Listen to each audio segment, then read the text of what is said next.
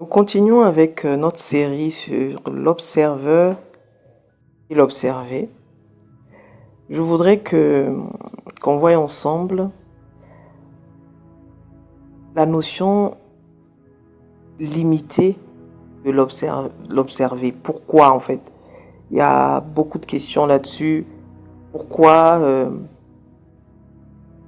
ce côté limité? En fait, c'est très simple. Ce côté limité, c'est que tu es une histoire.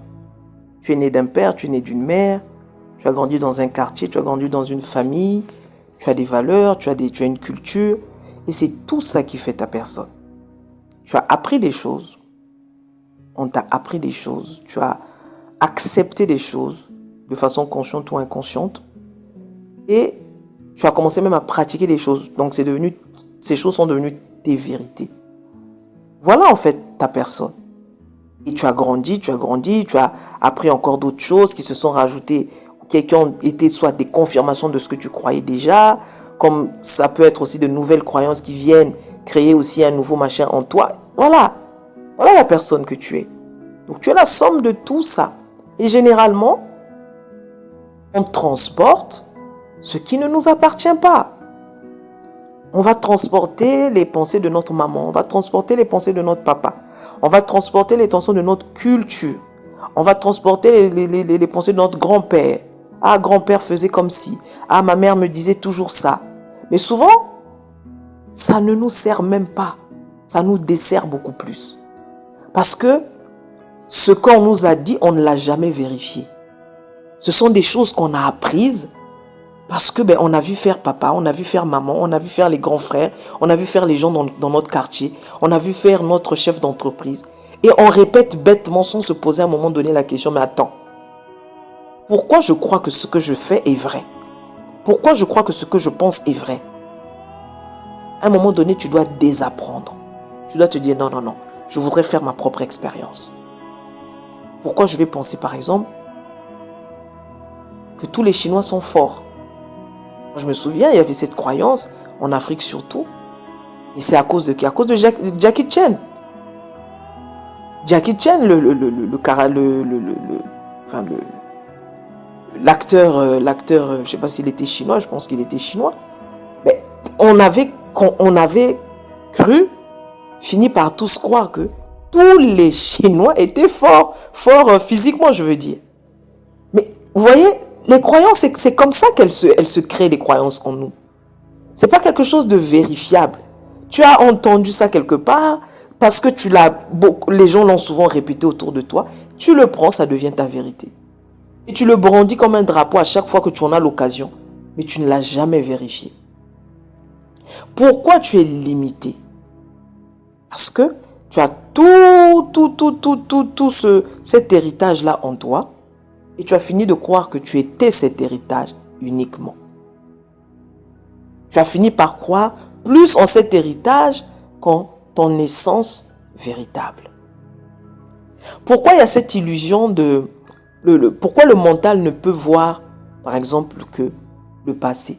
Le mental n'est basé que sur ton passé. Parce que c'est tout ce qu'il a en main. Tu as vécu ci, tu as rencontré un tel, tu n'as pas fait ci. C'est ça qu'il te rappelle continuellement.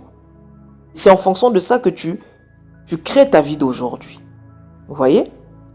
Mais pourquoi le mental ne voit qu'une infime partie de ce qui est? Parce que le ce qui est là, c'est le 99,999999%. Mais le mental ne peut voir que le 0,000001%. Pourquoi c'est ainsi? Pour vivre le monde de l'illusion, pour vivre le jeu de l'illusion, pour vivre ce monde fictif-là. C'est juste pour ça. C'est juste pour le rendre plus vrai. C'est juste pour rendre le jeu plus vrai. Parce que c'est pour ça que quand tu es par exemple dans une impasse, le mental ne peut pas t'aider. Le mental va toujours se référer à quelque chose que tu as vu faire dans le passé, ou par toi-même, ou par quelqu'un, ou par ce que tu as entendu et tout. Mais à un moment donné, il faut aller dans la part qui est plus grande en toi. C'est là où tu trouves les réponses. C'est là où tu trouves les solutions. C'est là où tu trouves les directions. Ce n'est jamais dans ton mental. Jamais. Ce n'est jamais dans ton mental. Le mental n'est qu'un outil pour vivre cette expérience physique-là, pour que cette expérience physique ait du sens. Parce qu'on est dans le monde duel, le monde d'une chose et son contraire. Donc, toutes ces choses-là, elles cohabitent ensemble. Et elles doivent cohabiter ensemble. Le jour où tu annules quelque chose, tout va se désharmoniser en fait. C'est pour ça qu'on te dit que l'univers est parfait. L'univers n'a fait aucune... comment on dit ça? Il ne fait aucune erreur. Tout est parfait. Tout est fait comme ça doit être fait. Il n'y a pas un architecte... Il n'y a pas un architecte... c'est pas possible. Il n'y a pas un architecte qui peut faire ce qu'on voit. Quand tu regardes simplement tout ce qui est, tu te dis waouh. Quand tu regardes la nature, regarde simplement la nature. Regarde-toi, l'être que tu es, comment tu es. Tu as été designé, dessiné. Regarde tes formes, peu importe que tu les aimes ou pas. Mais regarde simplement la pensée derrière, c'était quoi? Vous voyez? Donc, le côté limité n'est là que pour ça, pour créer cette illusion du réel, du solide. Vous voyez? Or, toi, tu es les 99,99999% que tu n'écoutes pas souvent. C'est pour ça qu'il y a de la douleur dans ta vie. C'est pour ça qu'il y a des larmes dans ta vie. C'est pour ça que tu pleures. Ces larmes, ces émotions vives que tu ressens, ces émotions négatives, celles que tu appelles négatives, que tu ressens, larmes, peur, frustration, jalousie, haine, tout ça, elles ne sont là que pour te rappeler, tu as oublié. C'est comme un clin d'œil, juste pour te dire, tu as oublié qui tu es. C'est pour ça que tu souffres. La souffrance même que tu ressens là, n'est là simplement que pour te rappeler que tu es censé vivre la joie. Sinon, tu ne pleurerais pas. Sinon, tu ne serais pas en train sinon, tu ne serais pas triste. Pourquoi tu es triste? Parce que tu recherches cette joie en fait. C'est pour ça que tu es triste. Cette joie que tu as perdue là, cette joie que tu voudrais vivre, elle fait vivre en toi les larmes pour que tu te souviennes que la joie existe et tu as été appelé pour la joie. Vous comprenez? Les émotions, ce sont des indicateurs. Elles indiquent ta vibration, elles indiquent ta fréquence, elles indiquent où tu en es, elles indiquent... C'est comme un GPS. C'est comme le GPS, c'est-à-dire à chaque fois que tu vas voir une émotion qui te donne de la joie, le GPS est en train de te dire que tu es sur la bonne fréquence. Donc tu ressens de la joie. Tu es content. Là, ton GPS est en train de te dire tu es sur la bonne fréquence. Dès que tu ressens ce qui te met mal, le GPS est en train de te dire recalcule, recalcule, recalcule. Tu es sur la mauvaise fréquence.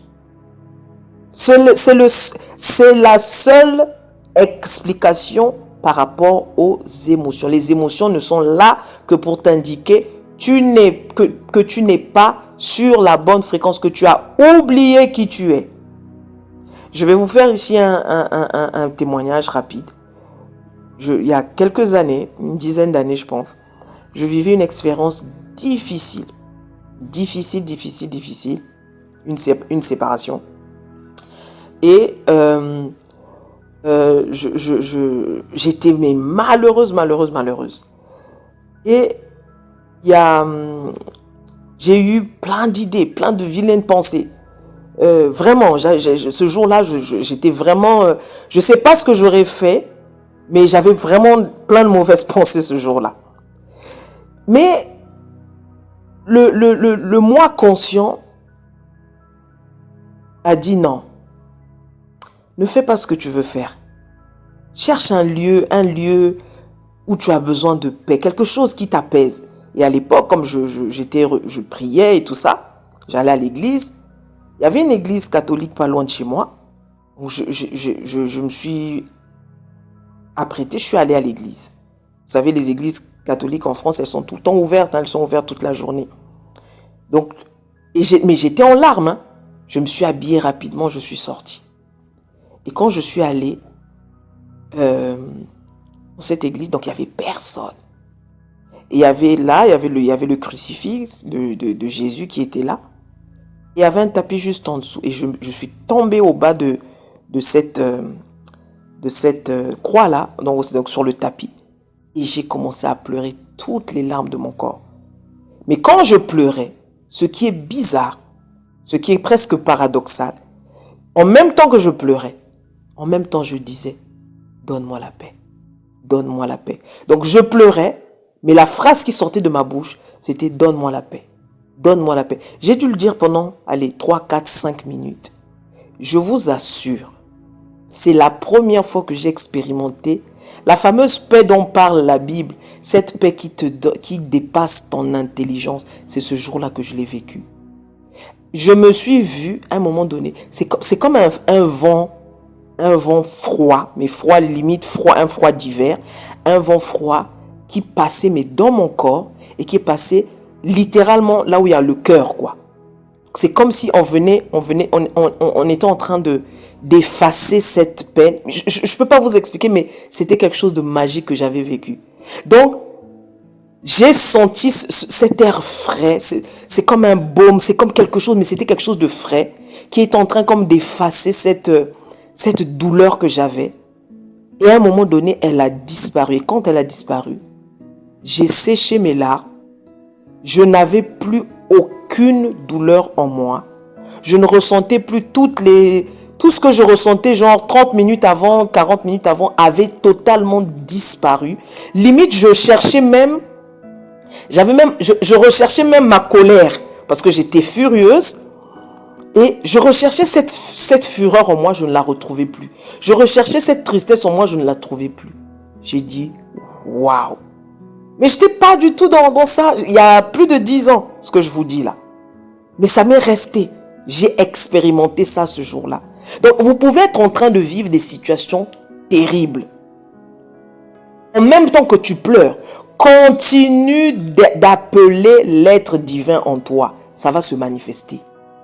Ne te fie pas aux pleurs, aux larmes. Ne te fie pas à ce mal-être que tu ressens là à l'instant T. C'est rien ça, ce n'est qu'une émotion, elle va passer. Mais ce qui compte, c'est ce que tu dis que tu es. Ton identité. C'est l'identité qui crée tout le reste. C'est l'identité qui crée la vie que tu as. Les pensées, elles passent. Les croyances, tu peux les changer. C'est ce que tu as imprégné dans cette identité, c'est ce qui est devenu, ce que tu es devenu. Et c'est ce qui va donner naissance à qui tu es. Vous voyez? Donc le côté limité là, que tu vis, le côté limité que tu vois, il n'est là que pour donner l'impression du vrai, l'impression du réel. C'est pour ça qu'on te dit, Dieu vient comme un voleur. Personne ne connaît jamais l'heure, personne ne sait jamais comment. Parce que le comment et le quand, c'est lui-même l'observeur qui le connaît dans l'éternité. En fait, toi aussi, le véritable toi, tu le connais aussi. C'est pour ça qu'il y a des gens qui ont eu des dates précises de certains événements et à ces dates précises, il y a eu des choses. Parce que l'observeur en eux est tellement développé qu'ils sont rentrés dans l'éternité, ils sont allés chercher ces dates-là, ils ont déclaré les dates se sont manifestées. Vous voyez? Toi aussi tu connais, sauf que en fonction de la dimension que tu as, tu vas beaucoup plus expérimenter les choses en fonction du niveau que tu as. Si tu as beaucoup plus conscience de ton être divin, tu vas beaucoup plus l'expérimenter. Mais si tu as plus conscience de ton être limité, mais tu vas beaucoup plus expérimenter les limitations. Vous voyez? C'est pour ça que quand quelque chose doit arriver, on te dit juste qu'il faut avoir la foi comme un enfant. Parce que tu ne sais jamais le quand et le comment. Le comment est réservé à l'éternité. Le comment est réservé à la source.